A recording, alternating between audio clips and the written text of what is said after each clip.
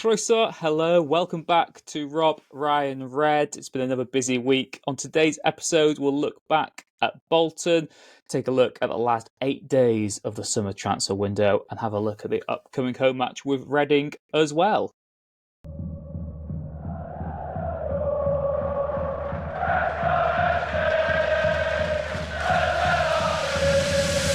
RobRyanRed.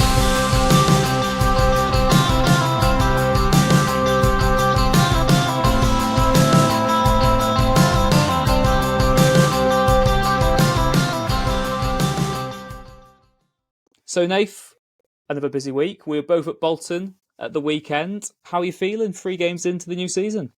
I'm feeling a lot more positive. I actually did see you. I was sort of more towards the corner. I did see you and your dad, but you were engulfed very quickly by the crowd in the middle of the goal. You had very good seats. I don't know whether was that your allocated seat or were you just in there It's an nice away and end. early, just an away There aren't end? allocated seats. Well, that was the debate this Although week. I saw some lots of people people saying they got in early to get their allocated seat. I know. There is, my opinion on it is it's a free-for-all in away ends because, even if you want to maybe sit in your allocated seat, it only takes one person to be in someone else's allocated seat, and it's all thrown off anyway. So I think home games sit where you sat. Away games, it's a free for all. Personally, I do understand that. Look, if some people have paid to be in specific ones, but it's a lottery when we get these away tickets myself. So I think it's a lottery once you get into the stadium as well. But Yes. very much enjoyed it. Had a very good carvery beforehand at the Beehive as well. It was a great atmosphere. The sun was shining. And yeah, I really enjoyed that one. Probably not one for the neutrals watching on Sky Sports, but I think there was a lot more positive to take from it from a Wrexham point of view, wasn't there? Well, Rich, you were having your carvery, and I was looking through your Instagram. My dad was stuck in that M62 traffic that was just one lane. It delayed loads, but I think it might have. There was some suggestion it even delayed the players, which was not ideal. But it was really, really bad traffic. So I was having to watch my sister continue a Duolingo streak as you were eating your carvery, and it wasn't quite the away day. Going around, being dragged around home, sends TK Maxx. Wasn't quite the away day experience I was used to, but nonetheless, sounds awful. Well, the game was good. The game was actually very good. And you know what? I did come What's away. Home Sense and TK Maxx? How did that happen? So we just had time to kill because, like I said, my dad was stuck in this one lane of traffic. So we were like, okay, and my sister had a bag that we weren't going to be able to get into the stadium. She was like, you go off, go meet your friends, go to where they're having a carvery. I said, no, I'm not going to leave you. See, in my So I head, had to wait with her. you were stuck in traffic, and then as soon as you got to the stadium, you're like, crap, Home Sense closes in half an hour. We've not got long. Get in there now. Me and my sister were there nice and early, but yeah, my dad was obviously coming from home, and he was not so lucky in the traffic. So anyway, we all made it on time, which was the main thing. I have to say, the main thing when I was chatting to people on the way out, I was in the lower tier. It was firstly great atmosphere. I don't think it was quite. I've seen people debating whether it was as good as Coventry. Not for me, but it was up there. It was a good atmosphere, great away day, but nowhere near Coventry for me. I didn't want to sort of be too rude to people on the way out. But my main thing, the takeaway, Rich, that I was telling people is, I thought Bolton were all right, but they were nothing special. And if they're seemingly one of the top 2, 3, 4 teams in the league, we can fully compete. We didn't have our best striker, who would have made a difference. We had to make one. I think Arthur made one really good save. The others I would expect him to save. That's not to try and detract from his performance. He was brilliant, deserved man of the match. But they didn't really do an awful lot of damage, Bolton. For all the talk that people going in were saying, I'm worried about we're going to get battered. And I said on last week's podcast, go at them and give them something to think about. And that's why I was really pleased that Revan got to start and did give them something to think about. I thought he was defensively great. We're going to get on to maybe individuals. But my main takeaway, Bolton as a game, as an experience, I thought we went toe-to-toe comfortably.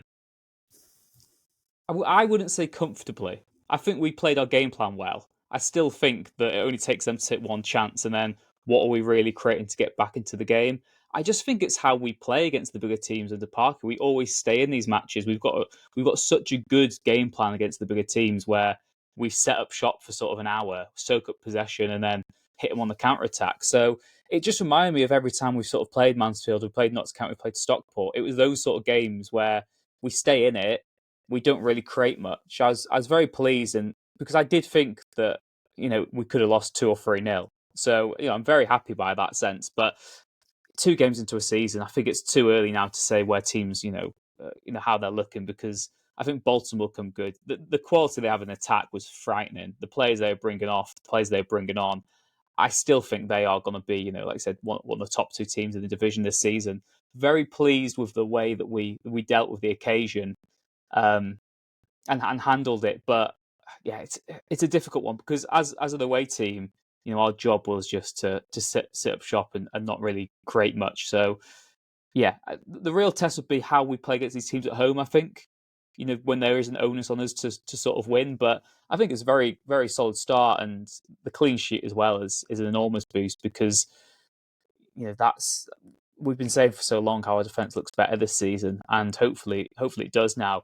Again, my only concern really with the weekend, if I'm going to be too nitpicky, was I just really don't think we ever offered too much in attack.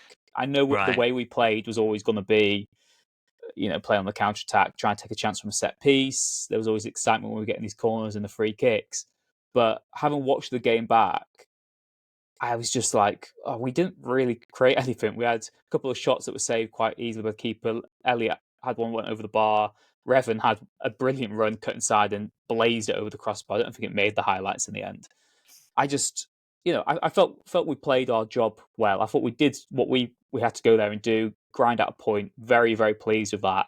But I think Bolton will be ruined their missed chances because I think that they will certainly feel it was 2 points dropped, whereas for us it was a point gained. Yeah, I like I say, I just felt I just came away from that. I wasn't overly impressed. I've watched a lot of highlights of League One teams. We'll get onto them. I think Reading have looked very good. I think they've been one of the. I actually think they're one of kind of the teams that's going very much under the radar. And we'll get onto my chat with Mark from the 1871 podcast later, and he sort of concurs with that. Birmingham, I know there are teams like Bolton that'll be up there that are slow to get up to speed, but I have to say I thought we limited McAtee to very little, and you seen him hobbling when he felt the full force of a James McLean tackle that got the away end rabid. It was a very good challenge, clean challenge. Look, there were moments. Don't get me wrong. One sort of cleared off the line. They were naively calling for a penalty at the end on who was that? Santos and O'Connell with Jocelyn at the back post. Absolutely nothing in that for me. Do you not think? I think was that the one with the shirt pull? If that was given. I was furious if that was given against us. It's one of those where I thought it's not a penalty, but I also wouldn't have always been surprised because the shirt pull looked obvious from the away end. But the arm pulls also. He's grabbing his arm and he's grabbing his shirt. So all I saw was the shirt was like getting properly tugged. But right, it was a good point. For me, great point. It's a great point.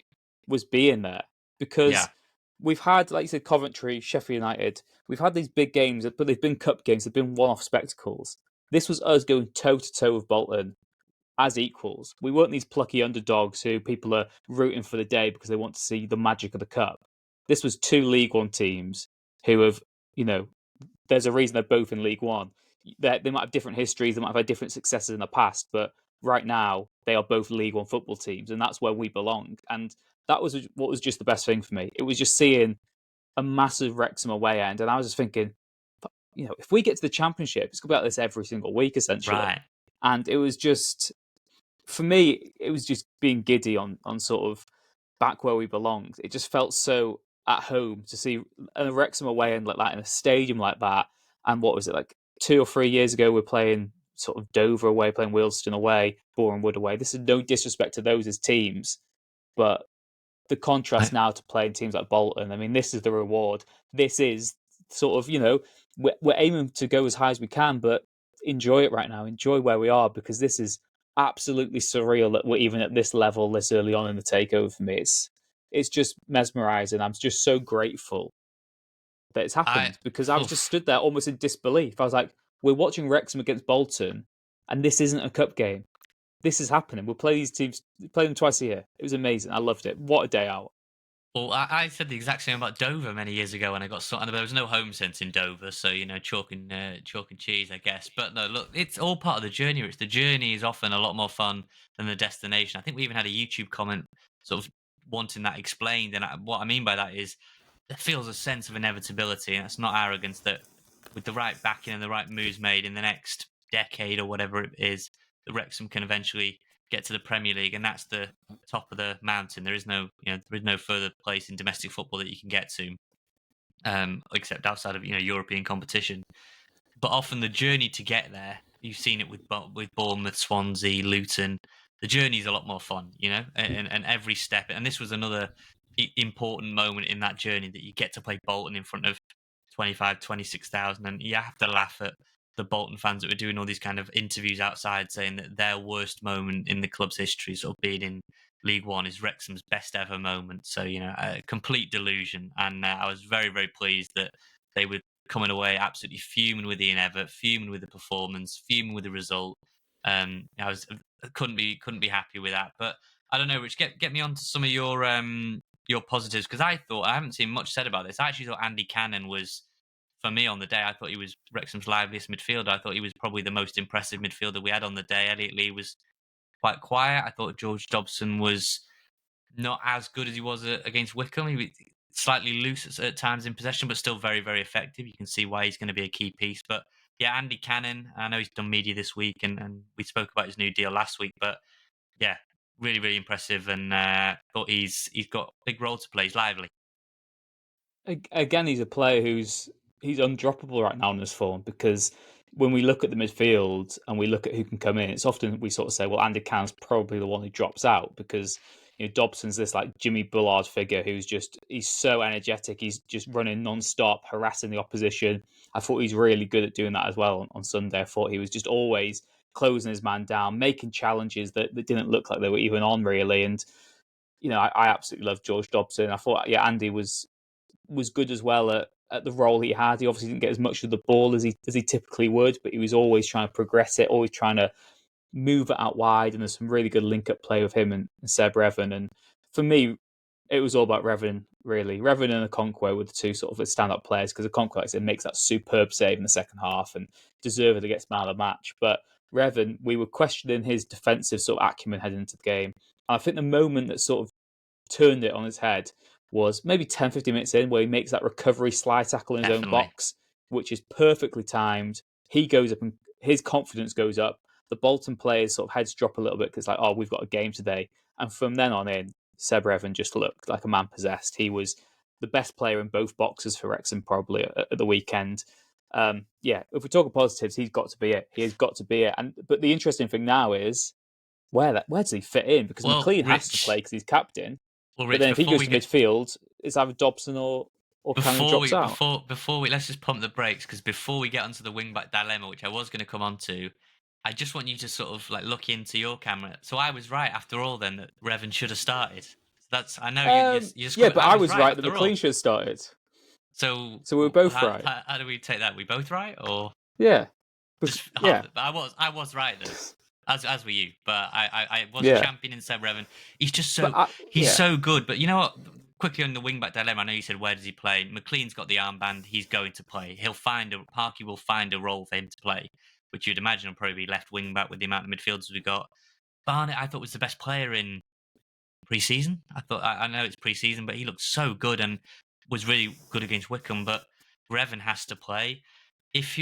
My question more so, Rich, is if you're Luke Bolton, who was at Bolton, but not involved. He was just part of the group with Will Boyle, James Jones, and Lewis Brunt that weren't on the bench. And you're Anthony Ford, who played in the reserve game. I mean, you must be pretty worried about your minutes now. I think you're worried early stages, but it's such a long campaign that it takes one injury and he's back in the squad again, and then he'll be getting moments, because as good as Revan is, he's a player who, him and McLean, they can't be playing 90 minutes every single week across the whole season at wing back. So, we're 3 games in. I think they'll all get chances. I think Bolt at the moment is certainly down the pecking order. And but Mendy he can probably too. I've kind of forgotten about Jacob Mendy back involved now. Yeah, I guess for them that there's the incentive is, look, right now we're bottom of the pecking order, but Parky has had this tendency of some players have been out in the cold. You look at Max almost every single season, he usually sort of starts as 5th or 6th choice centre back, and by the end of it is starting every single game. Maybe that's the same at fullback as well, because even last season there was that spell where Barney wasn't really getting in the team, wasn't really getting involved, and now we're saying, he's really unfortunate not to be starting games. So I think it is just a case of biding your time, and this is when you really learn a lot about a player, because we've spoken glowingly in the past of someone like Mark Howard. who's always been on the periphery. And I know it's slightly different with goalkeeper because it's very clear when you are going to be playing, when you're not. But it's about being that positive sort of energy around the pitch. I've heard glowing reports of Will Boyle and Billy Waters, two of the most positive and popular members of the squad. They don't play every week, if ever, in Billy Waters' case, but they're always really good sort of professionals and really good spirited around the background. I know the cynics will be saying, "Well, I'd be happy if I was getting paid loads of money to do nothing," but basically, I think this is when Parky learns a lot about those fringe players really, and it's really difficult. We saw last season, McFadzean wasn't in the squad for the first 6 months. He's brought back into the squad for the last few months of the season. He only plays at Crew away, does he? Maybe gets one or two more of appearances. But he was still a professional. He didn't throw his toys out the pram and kick up a fuss. When we needed him, he came back into the squad. So that's the challenge now, really. It's a really interesting one because I think everyone knows we signed Revan to be this left wing back, but that's when McLean plays. And if I was looking at Sunday, what we could potentially have done different, it would be Revan at left wing back, Barney at right wing back, maybe McLean in the Elliot Lee role, because for me, Elliot Lee just didn't have the influence on the game that we expect of him. I think he was still quite good off the ball. His running gets taken for granted, and the way that he presses the opposition is something that you don't always appreciate. But he just wasn't very effective on the ball. So potentially going forward, maybe a midfield three of Cannon, Dobson, and McLean is a possibility in the away games. Yeah, well, I've got two before because we'll wrap up the Bolton section very shortly. We'll end it on a positive with a Conqueror who I thought was fabulous. But two gripes I did have, Rich, and it wouldn't be a podcast if we didn't both have some sort of gripe. People would be thinking they're lost in a different place. What on earth were we doing in terms of Okonkwo passing the ball to O'Connell, giving it straight back and booting it 60 yards? That made no sense. Almost like we wanted to play out from the back, we got pressed and then just booted it long. That was infuriating and didn't make any sense. Just kick it long, get yourself up the pitch. And But secondly, there I were a know few it's kicks. super. Were there not 2 goal kicks that went straight out of play from a Conqueror? I seem to Yeah, I recollect. saw that McLean was giving him a bit of jip in the post match interview about his kicking, and Arthur seemed to take it in all good fun, good spirit. And secondly, I know it's super early, and I do think his energy is going to be really valuable, and there's a player there. But I don't think Ollie Rathbone is working as this kind of second forward, second striker. I think we're going to get onto the transfer window in a segment or two, but there's got to be a better role to maximise Ollie Rathbone than sticking him up front. It has to be. Yeah, I just don't think I've seen enough of him yet, really. I think the 2 games he's played have been such difficult games to influence because we've just not had the ball in an attacking sense, really. We've sort of had scraps. I'm still ruining that breakaway as well at the end. Revan's poor pass to, would it have been Dobson through 1-on-1 to win it at the death from that counter attack? Right. So yeah, I get what you mean from Rathbone.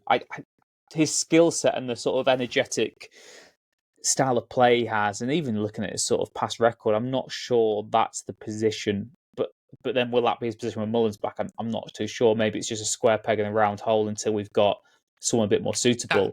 That's how I see it, Rich. That's how I would assess it. That it's either they're working on it, and it's early impressions. Yeah. I know you say let's wait, but it's all we can go off this week, and next week we can go off the Reading game. All we can go off right now are those 2 games, and I just don't think it looks a natural fit for his sort of player profile. Yeah, I guess he's the club record signing, £500,000. Parky wouldn't have been allowed to spend that money if he didn't have a clear plan to make him come good. So yeah, I understand what you mean. On we can only judge him on what we've seen straight away, but there's so much more to come. So I do think he'll get better. And also, if we want to end this section on a positive, I would say Jack Marriott. I thought he's really good at Bolton. I thought he did the dirty work. He stretched the defence, fed off scraps, had some decent direct efforts at goal. Obviously, he's not Paul Mullin, but I think he's doing a decent job in the early stage of the season. And yeah, hopefully, like I said, we'll get onto the weekend game. That can be an opportunity for him to actually show us what he can do in front of goal. But Bolton away, certainly a point gained rather than 2 lost. Very promising start for Wrexham. Yeah, and I'll say this before we move on. Okonkwo, fabulous. You could see why Parky went all out and pushed to get him.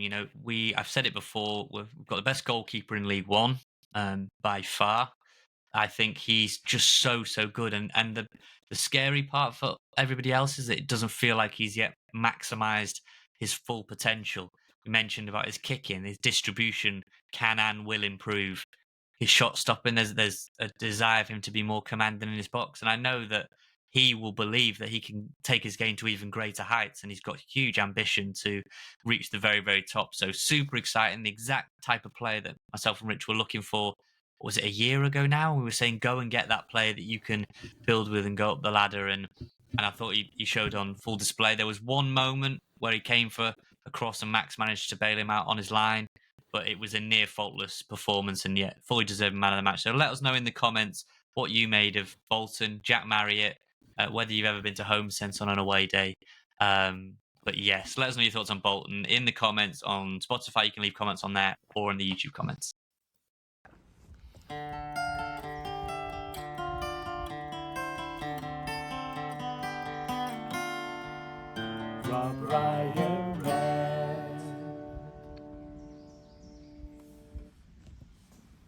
Rich, the reserves, I say reserve Central League team, whatever you want to call it, up against Stoke City. Billy Waters involved, Anthony Ford involved, Jacob Mendy involved, Jake Bickerstaff involved, and not only involved, Jake Bickerstaff with a hat-trick in a 3-2 win over Stoke. Interesting. Very interesting, because it's the nature of these sort of matches that when a player plays like that, you've got to you're almost legally obliged to say, could he do it in the first team? Because 3 goals, that's very impressive haul in any game. Doesn't really matter the standing. A close fought game like that, 3-2, to get all of them is an achievement. But we were speaking about what we can judge Rathbone on, and that's a very small sort of sample size. Bickerstaff, we've got a larger sample size. He's always looked like a brilliant finisher. People at the club will say that he's arguably the best finisher at the club, Jake Bickerstaff. But he is maybe proof that you do need a little bit more about your game to work in the Football League. I do hate the argument of he's only a goal scorer. Well, that's the best. That's the hardest part. So that's absolutely fine. There's no complaints there. But there's a reason, I think, why he's never really nailed down a first team place at Wrexham. For sure. So yeah, as exciting as it is and very promising it is to see, you'd still say at best he's maybe ahead of what Waters and Dolby in the pecking line. But the truth is he's not ahead of Dolby, because Dolby was on the bench on Sunday. So heading into the new season, Bickerstaff is third choice striker in the Mullin role. It goes Mullin, Marriott, Bickerstaff perhaps, and then you've got Fletcher, Palmer, Dolby on in the other role. So it's a promising performance, but I don't think it changes anything personally. No, I hope. Well, firstly, I was going to say, have you ever scored a hat trick? Have you ever? I mean, because obviously, I don't imagine lower down the pyramid you get to keep the ball. I'm sure you have to give that back. But your football, I feel like you have a better footballing prowess than me. You must have done growing up. I was never very good. I was the classic clubman of the year. You know what I mean? Always turned up, good effort and good knowledge, but just body wasn't doing what the mind wanted it to do. So have you ever scored a hat trick? You ever had what's your footballing best moment as a player? Well, controversially, the first hat trick I ever scored, I do remember, because it was in primary school when I was in year 6, but I only scored 2 goals. But the first goal was so good that the teacher said it counts as 2. So I technically scored a hat trick. It's because I scored. That teacher's lying to you. That teacher's lying. Yeah, to no, you Mr. Lloyd, you lied. I scored a screamer from my own half that went in the top corner, and he said that's one of the best goals he's ever seen. That counts as 2, and I scored another, and that counts as a hat trick. I didn't get a match ball.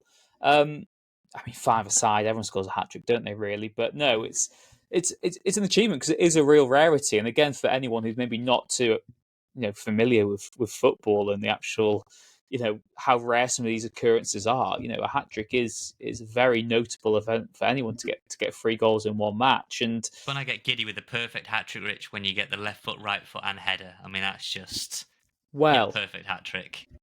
Is it in Germany or Holland maybe? But they're really ruthless. They say the perfect hat trick is a right foot, a left foot, and a header in the same half. If you do it in a game, it's not perfect. For a So second there, I thought you were going to say Mr. Lloyd said you had a perfect hat trick, and I was like, this is no, I don't terrible. score headers, mate. Don't score headers. I was far too But small for headers. But Jake Bickerstaff, let me get back on track. I got carried away there with you and your Mr. Lloyd false hat trick that we've now debunked many years later. It changes absolutely nothing for me. I mean, great, he's done it and very exciting. But he's so far down the pecking order. I mean, had Billy Waters scored a hat trick, would we even? I mean, we definitely would have probably led the show if Billy Waters had scored a hat trick. But he had that loan spell out at Accrington, fell out of favour there. Just needs to get out now. We've got 24 players fighting for these 22 registration slots. I say fighting. Billy Waters and Jake Bickerstaff are not gonna be in that 22 as it stands, and we're talking about whether we want any more. I think there was some interest from Carlisle, wasn't there? Rumoured. Just needs to get out now, and I would even say leave permanently. Leave permanently. Wrexham can put in clauses left and right, but go out and play football. Go out and I see this with Premier League youngsters. And obviously, we cover Premier League in the day job, Rich. And you see these youngsters that some of them are slightly reticent to go out and play. Jake Bickerstaff's not super young anymore. He's not an 18, 19-year-old that's maybe a bit worried about men's football. He's got to get out there now and what was it last week? He's 22 until he's 23, so he must be nearly 23 now. Another week closer. He's got to get out there and play now. So leave it, whether you need to mutually agree a termination with Wrexham or I don't know what the best course of action would be, but get out, go spread your wings, go and impress, because you're seeing what happened. I know he's out on loan, Jordan Davis, but scores twice in a game where Luke Young also scored. So a game of Wrexham heritage, Grimsby against Cheltenham. But you can see how players leave Wrexham, where it's super intense and in win now mode, and you're going to struggle to get many opportunities. Look at Jack Marriott once Mullin comes back. Bickerstaff's never going to get a go, really, outside of these Bristol Street Motors games. And even then, are they going to be reserved for Dolby, for Fletcher or Palmer, which everyone's not getting many minutes? He's really not going to get much game time. So I would say leave, spread your wings, and go prove what a good finisher you are. I guess the other aspect of the Bristol Street Motors games is that even if he does play well, again, that doesn't change anything because we've said, look, scoring a hat-trick in reserve level doesn't do much. And, if you have to judge Bickerstaff properly, it is that Accrington loan spell, really, because he had the spell at the start of last season for Wrexham. We know how that ended. He got the goal early days and, he sort of tailed off there and fell out of favour, really. Goes out on loan, like you said, to Accrington and doesn't really impress too much there. And like I said, by the end, he's not playing whatsoever. So that tells you that he's a player who is maybe National League or lower end League 2 level right now. And if we're a League 1 team with only aspirations to go higher, then right now he doesn't fit in. I wouldn't be reticent against another low move. I don't think it's that ideal long-term situation. It sort of kicks the can slightly down the road and you've got to address it again in a year's time. But right now, I think it's an interest for all parties if he goes out on loan. But it's a positive. It is a positive. And while Mullin's out for however long he might be out, because there were suggestions he could have been involved at Bolton. I know there's a few fans asking if he was in the squad or not by the time we even got there. It's good to know you've got a goal scorer who's in form, in reserve, worst case if required. And this isn't me being too negative again, but I think I probably would have rather seen Bickerstaff on the bench on Sunday than Dolby. But I understand why Dolby is there because he needs maybe another target man. But to have him and Fletcher, though, I'm not sure you need both. Personally, I like a different profile of striker. So, Reading this weekend, would I complain if Bickerstaff was on the bench? I don't think I would. But like we said, I think we've made our point clear on that one.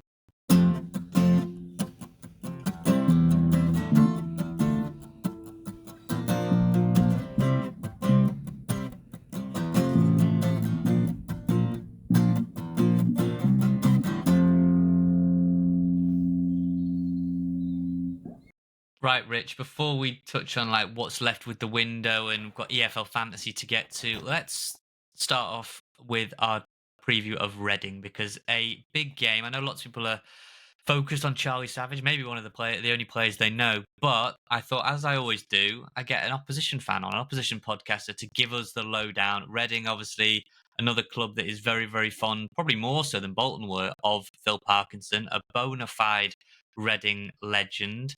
Now they beat Wigan, won their first home game of the season 2-0, and they drew away at Birmingham. So like ourselves, they are unbeaten heading into the third game. So What do they say in boxing? Someone's O has got to go. Maybe unless we draw, and then we're both unbeaten still. But I caught up Great with Mark. saying. I caught with Mark from the 1871 podcast to talk Phil Parkinson, to talk ownership trouble. Which, if anyone hasn't been following the Reading story, look into it. Very, very distressing for their fans, and hopefully they're coming to the end of it now. And we also talk about the game at the weekend. What can Wrexham expect? Right then, another opposition preview. It seems like you guys like this more than me and Rich chatting, which is slightly offensive, but they are very good. They're very, very insightful, very interesting. Quite good for our EFL fantasy picks as well. We've slept on Reading for the first 2 weeks. That is who we play next at the racecourse at the weekend at the Stoke Kairas. Now, Reading are tricky. I think I maybe hinted at that on another show that I went on before they played Birmingham, and Birmingham fans were getting very excited about playing Reading, and that'd be fine. Well, Mark is joining me from the 1871 podcast. Mark, we've played Bolton. That was very tough away. We were very happy with a point there. We played Wickham and we squeezed a 3-2 win out. What can Wrexham expect from Reading this weekend in North Wales? Well, I think for all Reading fans, we're about to breathe a massive sigh of relief, because if the reports are true, our new owner is being announced this week, and that will end a disastrous, terrible downward spiral for the last 7 years, basically. So that's the thing that we're worried about. Kind of everything else that happens on the pitch is a bonus for us, but I think we're quietly optimistic, because we had a load of new players come in beginning of last season. Ruben Sellers, the manager, given everything that's gone on, points deductions, all the rest of it, he's done a fantastic job, and now we're kind of going into the season quite settled. I think in a way we're a little bit under the radar, which can sometimes be an advantage. So we drew at Birmingham, one of the pre-season favourites. We've won our first home game 2-0. I think as Reading fans, we're quietly optimistic, but we're just interested in getting our club back at the moment, if I'm being completely honest. Totally. Yeah, we've been there ourselves with, let's not name those owners. We don't need to go back, but we know exactly what it's like to have bad ownership. And actually the results are by the by at that point. But two things I would say, because we'll chat about the ownership situation now. But I would say Reading, I would agree. I think Reading are going under the radar. You know, lots of eyes on Birmingham. I thought you were unlucky there. Maybe you got away with a back pass. I think Birmingham fans were quite quick to point out that maybe you got away with that, and they got a late penalty that Alfie May scored. Obviously, said you got your first home win of the season. And yeah, they're one of them teams that maybe no one's talking about to be in and around it. But I think you'll be right up there. And there's a certain player in midfield that I think our fans know. We don't know many others. So we'll get on to him shortly. But the ownership is the big story around Reading. It has been for years now, as you mentioned, you intimated. Dai Young, and that's the last time I'll say his name, has absolutely ripped Reading to pieces, or he's done his best to do so. And fans are very much clinging together. When you look at it and we say this is the week, and all reports we believe this is the week you can start a new era, when you look back at it, I mean, how difficult has it been? How galvanizing has it been for the fans maybe in the last few weeks, last few months? Because it's been absolutely, from the outside looking in, it's been torturous, not only for you lot to experience it, but to get any eyeballs to look at it and to listen and hear about it. And, you know, it's so much space you're fighting for in the media nowadays that it really did take throwing tennis balls on a pitch and disrupting matches to get anyone to pay attention. Well, we had an absolutely amazing owner, Sir John Medeski, who took the club over, you know, built the new stadium, and did everything right. So I think the tendency with football, you get perhaps a businessman will come in and all the business logic goes out the window. They throw a load of money at it. They think that's going to work. And I think the previous owner, the current owner at the moment, hopefully within the next few days, we can refer to him as the previous owner. I think what he did, he saw an opportunity. He'd been involved in two clubs previously. They went to the wall. So we should have had a red flag from day one, really. But he thought, I think what happened was he saw, you know, we'd had recent success getting up to the Premier League, you know, challenging for promotion back to the Premier League. He thought he could come in, chuck a load of money in without any structure. They go up to the Premier League again. The club will be worth more. But he's just a really, really good case study of how not to do it. Chucked a load of money in, no problem. Didn't work. The opposite happened. We got relegated to League One. Completely lost interest, and he thought, I just need to salvage something from this. He tried to sell the training ground. So look, it's just we haven't quite breathed a sigh of relief at the moment, but we hope to within the next couple of days, perhaps even by the time this goes out, we'll be there. Well, fingers firmly crossed to you, because we all know, and nobody wants to see football clubs go through the mire. Tribalism aside, everybody, we can have a laugh and a joke about teams on Saturday and how that plays out, but nobody wants to see fellow fans going through the mill. And I guess before we move on to the players, the manager that you've got now, one of the curious questions among Wrexham fans, and we're not, it's not arrogance, it's not getting carried away, but there is an idea that in the next few years, Wrexham will be in the Championship, will be competing in the Championship.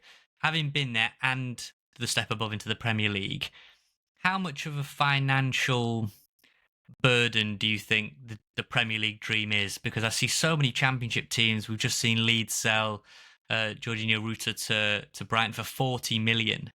And you see those kind of figures, it feels a world away from League One. We kind of had a gradual step from National League to League Two, maybe a slightly bigger step up to League One. Birmingham spending fair chunk of money, millions of pounds, not hundreds of thousands. And the Championship just seems a different world, and then the Premier League's in a different solar system. So having been there, what would be maybe a bit of word of warning, words of advice about the size of that jump if we do manage to get out in the next year, 2 years?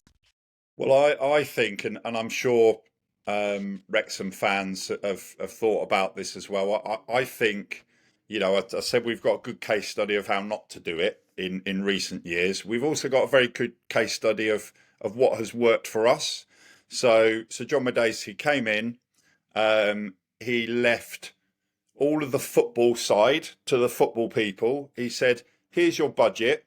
So because the budget wasn't huge, the people running the football side of things, so the manager, Steve Coppell, etc., the scouting team, we were scouting players from Ireland because we had to, this is your pot of money that you've got to spend because we need to get the foundations right. So we did that. We got great players. Kevin Doyle is a great example. They went over to see him playing in Ireland, signed him. We've got Shane Long as well. Those players were next to nothing for those two players, two really good servants for Reading. And I think the temptation is, you look at Chelsea, let's chuck a load of money at it. So there's the balance there. There's the lesson. And we've had both lessons, both case studies, if you like, in the last, 20 years or so, where this is a good way to do it. And then in recent years, this is clearly a really bad way to do it. You've got to have a plan. You've got to have a succession plan. Brighton do that really well. So they're already planning ahead for, their next manager. They're looking at other managers, and what they do, I think, same as Brentford. I think they cut their cloth accordingly, and it can be really tempting. And I think your owners, they're saying all the right things. I don't know enough about it to know, what's going to happen in the future. But that, in answer to your question, that is a massive leap. You've got to have the foundations in place. You've got to do things in the right way. You've got to plan, and look at clubs that have done things well. Brighton is a really, really good model for,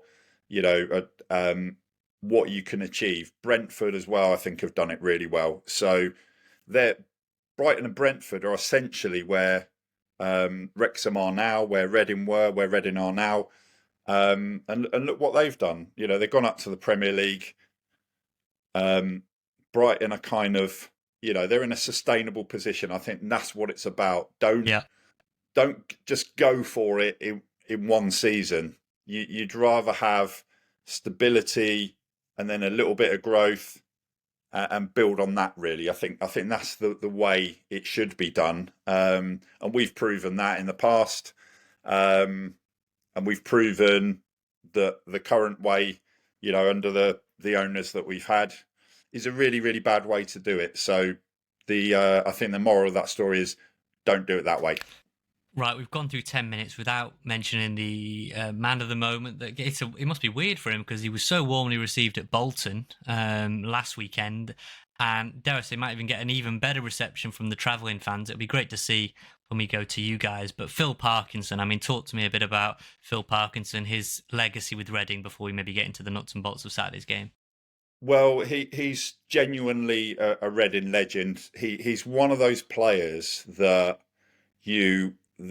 the fans love, and the reason is because he puts his heart and soul in it. I don't know too much about him as a manager, obviously, but as a player, and he's obviously taken a lot of those qualities into management. He just chuck his heart and soul into it. We remember him when he was wearing the face mask. He's just one of those players that you've got. Is like the engine, is the beating heart of the team, and that's inspirational. And you don't have to be the most skillful, the most talented player. He was a really good player, but what he did was he provided that foundation, that kind of spirit that you need, and there's loads of examples of that. But he's in our history, he's one of our greatest ever players. That's not overstating it. That's definitely the case, and I'm sure he's taken some of those principles, some of those values into management, because he's had a great management career and obviously doing really well with you as well. So yeah, proper Reading legend. Proper legendary status. I'm sure he'll get warm reception from the entire ground, which doesn't happen every week, but I'm sure he'll enjoy it as well. And he's very, very respectful, I would say, to his former teams. He's very complimentary of Bolton and wish them well, and I'm sure he'll do the same for Reading. Right, what can we expect then in terms of setup? What kind of formation are we looking at? We're very predictable in the sense of a 3-5-2, but maybe your setup and a few players to watch out for at the weekend. Yeah, I think we played Wigan at the weekend, 2-0 win. I think what we've got now is we've got a decent team. So I don't think we've got a few kind of players that get a mention more than most, more than others. But I think what we have got now is we've got a bit of stability back on the pitch, and that. The foundations for that have been put in place by the manager. We played kind of a 4-3-3. I think that the players, Charlie Savage on his day, if he has a good game, he could do some damage. He's kind of Robbie Savage's son. He's sort of Robbie Savage light, if that makes sense, in terms of that. He's got a little bit of that, what his dad had in terms of the combative approach, but in some ways I think he's technically probably a better player than his dad. As an all-round package, I don't think he's there, but he's one to watch. We've obviously got the player up front who people struggle to pronounce his name, Kelvin Ehebatiaman. That's what we call him. Not sure if that. I don't envy the commentators at the weekend because he's played. He scored at Birmingham, didn't he? And that's when I sort of had to learn his name. Yeah, and Sam Smith is one of those players who you can rely on to get a few goals. He's one to watch. I don't want to give away too much in case the manager's listening, but and Lewis Wing is a player I rate as well. He was certainly our captain in the game against Wigan. I don't know if that's going to change, but yeah, he's one of our better players. So yeah, 4-3-3. We've got some good players, but I think it's more about the team now. So we're pretty well organised. I think we can't remember the stats, but I think we had something like 22 shots against Wigan.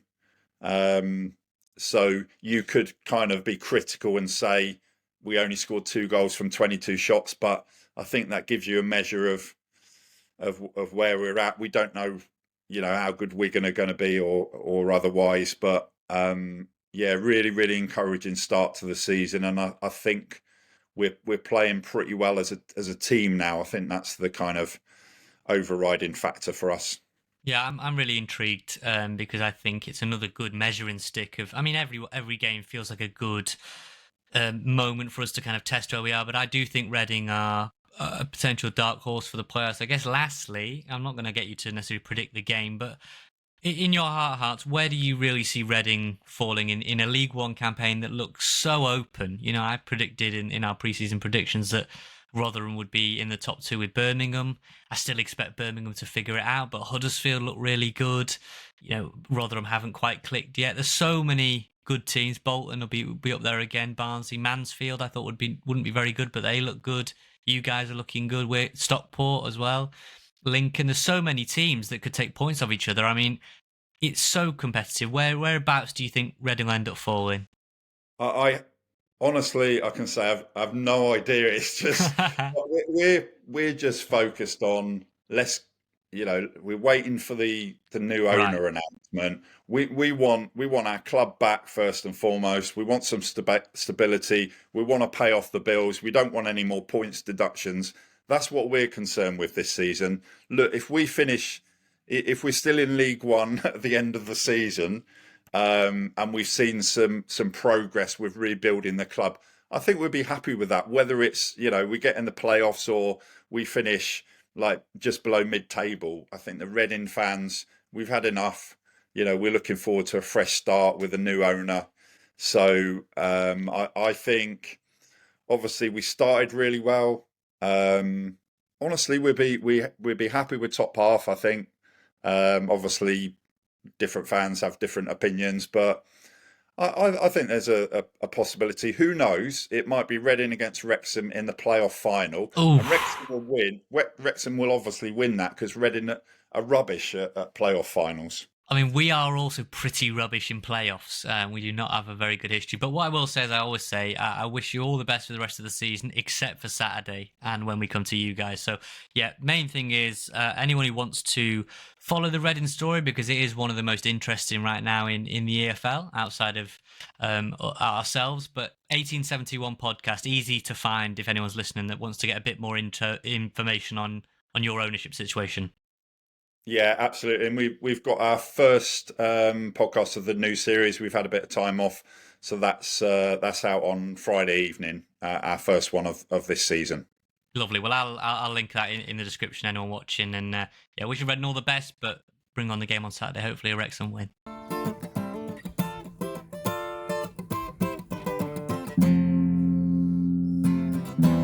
RobRyanRed.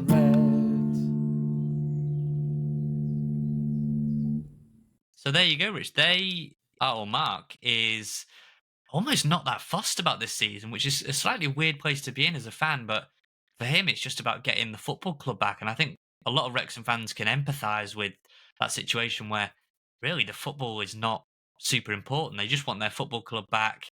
And if they stay up, they stay up. And they just want to get an owner in and sort of wipe the slate, wipe the debt away. And you can totally understand that.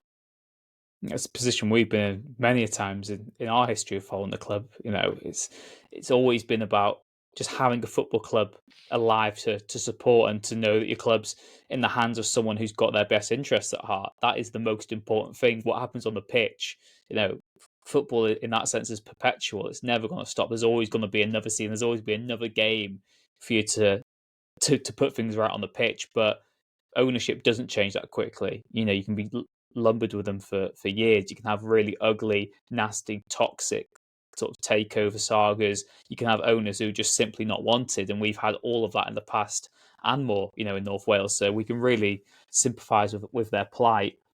In terms of the actual game, it's going to be a really interesting one because it's one of the games where you'd say Wrexham at home, probably will be favourites to get a win, but Ruben Selles, arguably the best manager in League One, given what he's actually, got to contend with, what he's got to work with. And Reading, they might not have the luxury of being able to spend as much money as we do, if any. but they've got a very talented squad with some brilliant players in there, and they've got a handful of players really who would strengthen the Wrexham team. So, like I said, Charlie Savage, one of them, a player that Wrexham and Stockport both looked at last season, but the Reading situation complicated any sort of exit. He looks like he's going to stay there now anyway. And yeah, it's going to be a really, really interesting game, and the type of game I don't like going into, because there probably will be, an expectancy for us to win, but they are not going to make it easy whatsoever, because that team has so much fight and determination in it. Yeah, it'll be interesting for the commentators to try and pronounce the surname of the Reading striker, Kelvin. I can't even say it. Ekabuta? No, I can't even say it. Whatever his surname is, that's up for the commentators and other people. I even asked Reading fans and podcasters to try and say it, and they just went with Kelvin. So we'll leave it at that. But he's in very, very good form. One to watch, definitely. And I think much of our scouting report will be focused on him and Charlie Savage. I think Lewis Wing as well. Their player of the season last year. They've got good pieces. Ruben Sellers, I'm very high on. I think Reading are one of them teams where expectation is so low on them that actually they went to Birmingham on the opening day, were unlucky not to win that. They beat Wigan, and Wigan had quite a lot of expectation going into the season after keeping Jason Kerr away from us, and Sean Maloney was talking the talk there. Reading are in that weird position where even their fans are not putting too much pressure on them, outsiders aren't putting too much pressure on them, so they can just turn up and spoil parties on a weekly basis. So it will not be famous. Well, hopefully it's famous last words. I don't think it'll be an easy game for Wrexham.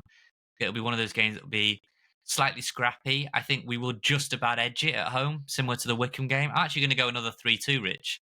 I know we were defensively sound at Bolton, but Reading, their striker up top, I think is really, really good, and their build-up play is really nice in this 4-3-3. So I'm going to go high-scoring affair, 3-2 Wrexham. I think it'll be one goal either way. I think it's going to be a 1-0 or a 2-1. And I can't call it really. I do think it's going to be a really, really tough match, and that's going to make it really, really hard for us. I can't see us running away with it. I'd like it if we did, but yeah, I'm just expecting it to be a really gritty and hard fought one, and hopefully, we can get more points on the board and start building that sort of forward momentum. But at this stage of the season, you can't look at the table because it just doesn't really tell you anything really. There's not much to read into it, but a lot like our EFL fantasy football, and yeah, it's going to be an interesting one. But it's about getting those positive sort of routines in place. It's about us even just sort of staying in it and staying positive while Mullen's out, and then being able to really take advantage and hopefully have that core nucleus of a squad together for when he comes back and hits the ground running. So yeah, I'm really looking forward to it. I'm going to do my best to try and get to the race course. I'm meant to be working on Saturday, but they don't need to know about that. So yeah, it's going to be great. It's going to be another great game. We were speaking, weren't we, when you look at those opening 6 fixtures? But if you look at this last week, Sheffield United, Bolton and Reading, there's a time when all three of those were in the Premier League. Was that 06, 07, maybe the last time they're all in the Premier League together? Wow. Yeah. For us to be playing those 3 teams is absolutely incredible. So just enjoy it. And, on the flip side of it'd be great if we won, again, there's so much football left. And I think that is the case in these early days. But Nath, there is a lot more excitement on the way, isn't there? And if we're speaking of excitement, how about a giveaway for our loyal fans, listeners, YouTube watchers? Hypnotic, the band who do the stings on the podcast, have kindly given away a little care package. You can win a Wrexham amenity kit, which United Airlines were giving away to their most valuable customers. Can't get those anymore. And a Hypnotic beer opener, can opener, bottle opener as well. There's a little sting for you now. Giveaway now. Giveaway now. It's a giveaway now. We're so proud to be doing the stings on RobRyanRed's podcast. We wanted to thank you. So we've got a giveaway. We have an exclusive, rare, United Wrexham wash bag. Some say it's unopened, but maybe we've already stuffed it full of Hypnotic merch. Anyway, back to Nathan Rich to tell you exactly how you can enter the competition. So yeah, Nath, Wrexham amenity kit and a Hypnotic bottle opener. What should we say? Subscribe on YouTube? That's the one we want to grow, isn't it? We'll say subscribe on YouTube and comment on this video with your favourite Wrexham player. Why not? Favourite Wrexham player and subscribe. So we'll look through the comments of this video and subscribe, And if you and then we'll put make sure George that means Evans, you you're get. guaranteed to win. If you put Luke Young, I'll pick you. So if you pick George Evans, well, me and Rich will fight over who says Luke Young and who says George Evans. But yeah, thank you very much to all of you. And again, if you're listening to this on podcast form, as most of you still do, thank you as well. For if you've got to go to YouTube, do the effort of that. But again, if you're listening, not already subscribed on YouTube, please do that, because that is the best and easiest way you can give back to the podcast. Really, really simple to do. Literally just go to RobRyanRed on YouTube, click the subscribe button, maybe notification bell on as well if you're feeling really generous. Yeah, that's how you can win the amenity kit. Right, EFL Fantasy Football Corner. We're taking it up a notch because the RobRyanRed 10 Cup, which some people didn't believe was real, Rich. Can you believe they didn't actually think this cup existed? Well, feast your eyes, people. This is the cup. Feast your eyes. Is it going to focus? Again, not very good audio content, Nate. You need to describe to the listeners. I mean, they're not all on YouTube. Yes, but look, they've already come over to YouTube at this point to vote You just on said, the competition. You just said, yes, look. Okay, well, to the listeners, I'm holding a trophy that reads the RobRyanRed 10 Cup EFL Fantasy League Champion 2024-2025. This will be going to the winner of the Fantasy League, of which, Rich, I think there were about 355 players after week 1. There are now 388 players. I'm going to show you how I got on. You and I both dropped in the league. It wasn't a particularly good week for us. You were doing it in the press room at Old Trafford frantically because I don't think your team had actually saved. But let's look at how I got on. So while I do, maybe you can fill us in on yours. But my team, and I'll talk you through, I'll do a better job with the audio, because here we can see. So my team, so I completely changed my team except for one player. So I stuck with Alfie May from week 1. I captained him. I captained him again. He did score in the win over Wickham. So Wickham have lost both their opening games 3-2, which must be agonising. But Alfie May got me 12 points. Middlesbrough, I was convinced they were going to beat Derby because Derby looked so poor against Blackburn. But Emmanuel Latte-Lath, 2 points, did not do me anything. Somehow I had Joe Bellingham. Sunderland won 4-0 against Sheffield Wednesday. He did absolutely nothing in all 4 goals. Not one goal, not one assist. Thank you, Joe Bellingham. Davis Keeler-Dunn, I had him. He got me 7 points. Mansfield 3, Burton Albion 3. Barnstormer of a game. Vitinho. Now, here's a little trick. Vitinho is playing very, very advanced for Burnley, Rich, but he's listed as a defender on the game. So 13 points in week 1, 10 points in week 2. Burnley are wreaking havoc over the championship. Burnley assets are your friend if you're not doing so well so far. And this was so annoying because Michael Hellick, for Huddersfield was on for, I think, 10 points, and Huddersfield were on for a load of points. And then Stevenage went and scored. I think it was a 95th minute penalty, which lost me about 10 points. So if I didn't already like Stevenage, and I told my friend who's a big Stevenage fan, utterly ridiculous, that goal, no need for it. And unfortunately, Shrewsbury went and ruined my clean sheet for Peterborough. Peterborough 4, Shrewsbury 1. I had Jed Steer in goal for Peterborough. So how many points did you get, Nave? I got 55 points in week 1 and 55 points in week 2. Consistent. Which puts me 101st of 387 players in the RobRyanRed League. So 101. And I will also give a shout out to Manager of the Week was Jay Hines at Jeffro, 81 points, who had Arthur Okonkwo in goal, Ethan Laird at Birmingham at the back with Fraser Horsfall. Horsfall got 8, Laird got 4. Gus Hamer, Sheffield United as his captain, got 22 points. I should also say, I don't know, Jay Hines, introduce yourself, because I didn't get A Mills last week. I don't get the first names of these people. So Jody Jones and Alfie May up top, and Davis Keeler-Dunn with Birmingham and Leeds as the chosen pick. So yeah, I'm ranked 101st overall, Rich. So my dreams of the trophy staying in my possession, this trophy that people can hear that I'm holding and see that I'm holding, I don't think it's coming my way, and it almost certainly isn't coming your way, but you don't seem as fussed about that. I do not care at all. There is also a runners-up trophy as well, which I have got, but it's on the other side of the room at the moment. We will show that maybe next week. So yeah, EFL Fantasy Football. Thank you very much to everyone who signed up already. You can The still code's sign still up. in It'll be in description. it'll still be in the description. I'll just keep it in there. Remember, very, very quickly, if you haven't seen it, there's an explainer on our Instagram and our TikTok about how it works. You can change all 7 players, no budget. It's a bit of fun. 2,000 players to choose from. There are 2 Fun, he trophies to says. win. Fun. And Rich will eventually buy into it. I love it. I love fantasy football. So if you're playing along and you've been one of the managers of the week or you're flying high, congratulations. I'm trying to catch you up.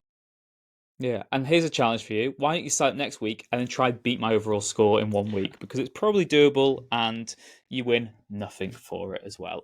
Nath, transfer news. Yes. 8 days left of the window if you're listening to this. God. On Thursday. Deadline day is next Friday. So that is obviously the 30th of August, closing slightly earlier this year than we have done in the past. Will Wrexham sign a player before then? I still think it still yes. feels quite open and fluid, doesn't it? And Yeah. again, we seem to say this every single week, but it was the last week of last summer's transfer window where we got Okonkwo, Evans, and failed to sign Armstrong. So expect lots of movement in the next 8 days if history is to repeat itself. Rich, you know what? When you say that, though, when I think about it, I don't think we brought this up before, but when you look back, Wrexham were having to do a lot in that final period of the window. They needed a goalkeeper, defensive midfielder, and a striker. They got 2 of the 3. Right now, we're all in on a striker. That is all we need. So there's total focus, tunnel vision on getting a striker. And I actually think that can be a blessing rather than a curse. I know maybe you can get a little bit hung up on certain targets and whatnot, but there is one position that you feel they need to strengthen. They need that. Look, he did put himself about Ollie Palmer, but I do think there are limitations to his game at this level, and I think I just think we lack firepower. We do, and Mullin will help that when he comes back. Parky spoke very glowingly this week about Mullin's doing his individual program and he's working hard, and he didn't play in the reserve game, but he's having his own sort of mini pre-season. But you did have to say in games like Bolton, and there are other ones to come, Birmingham's not that far away, did lack firepower. And that's something that I'm almost certain they will look to rectify between now and August the 30th at 11 p.m.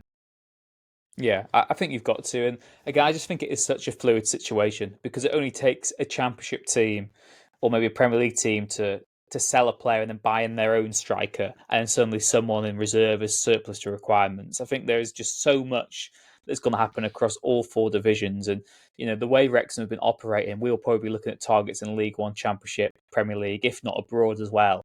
And, it only takes one transfer to set the dominoes falling. So I think that I still think we'll get one. But, I've said in the past that I've got this feeling that we might get to January and be lacking firepower and then have to spend big on a striker. We've said it before, and, it ties into what we saw at Bolton, that I just think that we just don't have enough in attack. When you look at, as we said, the options Bolton had starting the game and the guys they bring on, that is just maybe a level above what Wrexham have now for the course of a full season. No doubt. Because no doubt. It is a hell of a long time ahead of us, and there's a lot of the window where we won't be able to buy any more players in. So there's going to be a lot of pressure on Paul Mullin when he comes back fit, a lot of hopes resting on his shoulders. I don't doubt for a second that he won't be able to deliver, a good goal output this season, but a good goal output on his own is not going to be enough for Wrexham to get to the playoffs. So, yeah, that's our position. We've said it throughout the window. Hey, Sean Harvey, Rob, Ryan, 8 days left. Mike Williamson, crack on. Well, Rich, I was going to say, if we're struggling for goals, if we're struggling for goals, we just need Mr. Lloyd officiating the matches, and every 2 goals will count as 3. I mean, Jack Marriott basically scored a hat-trick on the opening day, didn't he? If that logic's anything to go by, that would be. Do you think that would improve football or not? If there was like a 3-point zone, double goal zone, 3-point zone, where you just have like I feel like you have a judging panel just deciding if it's worthy of more than 1 goal. Who knows? Okay, well, Strictly Come Dancing sort of style. That's what I'm saying. Panels. You just have like, or paddles, in the paddock maybe with paddles in the paddock. But yeah, Mr. Lloyd will sort our goal scorer.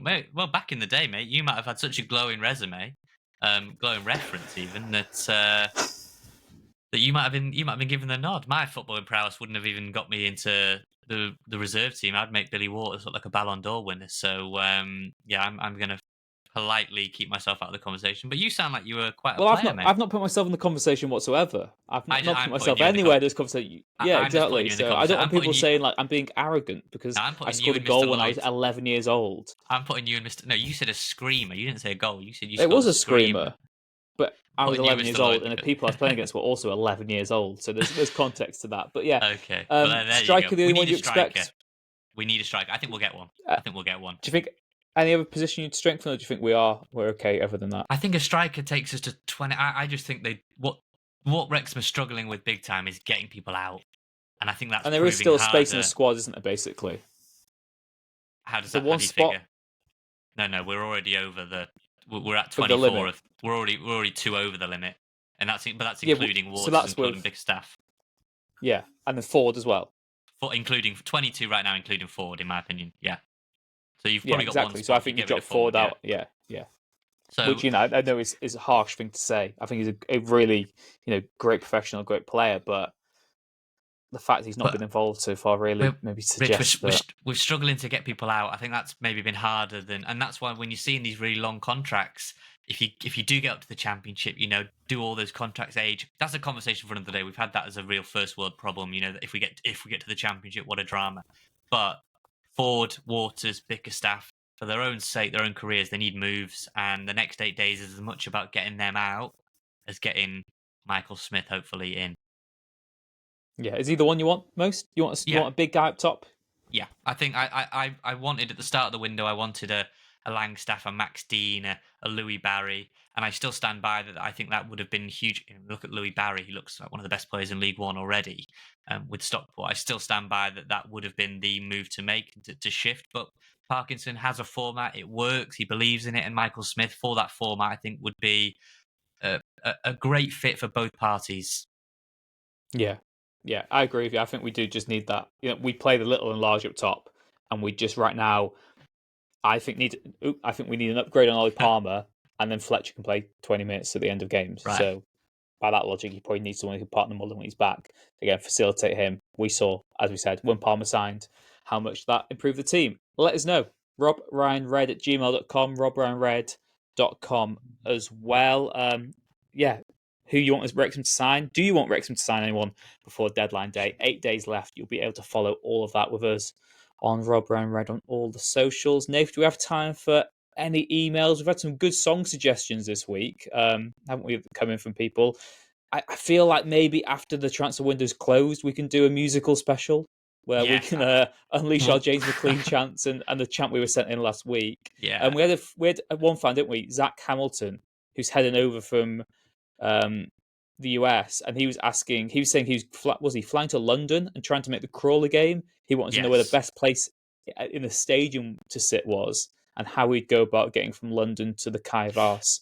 On a match day potentially? Well, I'll take point 2 first because I've made that trip many a time when I was living in London. It can be expensive, Zach. I'm speaking to Zach or anybody that's doing it, flying to London. I know that's an easier flight route if you can't get to Manchester. It can be very expensive. The trick I find normally is to get a train from London to Crewe, and then that is usually a cheaper train ticket. So if you're trying to bring the cost down slightly, London to Crewe to, unfortunately, Chester, and Chester to Wrexham, or go via Birmingham. Go London to Birmingham, a lot more routes there, and then you can go Birmingham to Wrexham, and Wrexham General is right outside the stadium. So that is, getting the train, Rich, is very convenient if you're going on a match day. But from London, I do get too expensive. So the trick is try and split the fare up. Crewe is a good one. Birmingham is a good one because you can go straight to Wrexham that way. So yeah, Zach, if you're listening, that is how I would do it. And as for where to sit in the stadium, I think international fans are now being sort of navigated into the fan zone area, the temporary cop. But if you've got connections, you're well connected, and people can help you out. The tech end seems like the most boisterous area, Rich. I think everybody would agree with that. Yeah, I think you'd always say tech end for atmosphere, and then you want to either go Mould Road or sort of Wrexham Lager for the better view of the game. I'd always say, look, temporary cop, I would say, is the least preferable. just because it's not got a roof, it's very open to the elements. It's also got the sun facing it for most of the game if it happens to be a sunny day, so your view could be impaired quite a bit there. And it's North Wales, it doesn't matter what time of year it is, it's going to be cold. I got drenched. So, I mean, wherever you are, you get to watch Wrexham play, so it's the best seat in the house. And the basically, fan zone is the short answer. Say, I don't know if we said this last week. I think we might have done, but the fan zone so far, from what I've seen, it's not perfect. There have been issues. Don't get me wrong, but it looks a decent offering. I was speaking to a couple of families that used it. They said they got to meet Mullin, they got to meet Rathbone. The food, the good food options. It's not maybe. I think maybe it's been poorly I still don't marketed. think it should cost. Thing is, if it was announced as hospitality, Rich, and it was a hospitality seat including this little area, I don't think anyone would have batted an eye. It would have been pretty clear what it was. Yeah. Fan zone, obviously, it's a slightly different situation. It's not. But anyway. Yeah, if it was something it's not, it would be a good deal. But it's not. Well, I think Humphrey has now come out and said that they should have called it hospitality. They shouldn't have labelled it a fan zone. Welcome to the worst seat in the house. Yeah, well, there you go. Anyway, I've been in the temporary cop. I've had a very good time, and I watched us when we scored the first goal in front of it with Newport. Was that James Jones who scored that, maybe? Win over Newport? Can't remember. But anyway, Zach, that's how I would get from London to Wrexham, and that is where I would sit in the ground. The paddock is the best place for sunshine, the Wrexham Lager paddock. I mean, that is where you can top up your tan, and if you want to cool down, go into the Mould Road stand. Sorry, not the Cold Road, the Mould Road. But yeah, Rich, that's probably all we've got time for. We've got so many emails. I'm going to try and reply to some after this record now, where I can get my typing head on. Yeah, and thank you very much to all of you who do email in. We do read every single one. It's just we just don't have the time, and we are useless as well. So there's a combination of reasons we might not get around to it on the show. But thank you to all of you, and some of you who have really dedicated and email us a few times a week. Like, we really do appreciate all your correspondence. So we really appreciate all of you who are still listening, still tuning in after all this time. Thank you very much to Red 10 People Development. Without you, we couldn't do the podcast. Thank you very much to Hypnotic as well, not only for supplying the stings, but for supplying the competition, the giveaway as well. Remember, comment below on YouTube your favourite Wrexham player and subscribe, and you'll be in a chance of winning the amenity kit and the bottle opener. Thank you very much. We'll see you next week when there will be only hours left of the summer transfer window. Take care, and we'll see you again next time.